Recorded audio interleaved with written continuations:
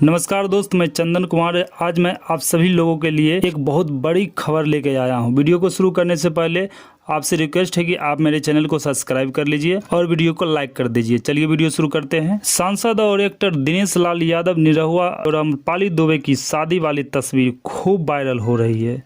Social media पर user इस तस्वीर पर अजब गजब कमेंट कर रहे हैं। इस तस्वीर में दिनेश लाल यादव और अम्रपाली दुबे शादी लिबास में दिख रहे हैं और एक मंडप में दिख रहे हैं। ऐसा लग रहा है कि दोनों शादी कर रहे हैं। आपको बता दें कि भोजपुरी सिनेमा में अम्रपाली दुबे और दिनेश लाल यादव की जोड़ी बेस्ट जोड़ी मानी जाती है। इस जोड़ी को सबसे ज़्यादा पसंद की जाती है। निर्माता रोशन सिंह की भोजपुरी फिल्म मंडप का फर्स्ट लुक आउट हो गया है। यह तस्वीर भोजपुरी फिल्म मंडप का है। फिल्म की कहानी पारिवारिक है। दिनेश लाल यादव निरहुआ ने खुद खास तौर पर यह कहा है कि यह हमारी फिल्म बेहद खास है।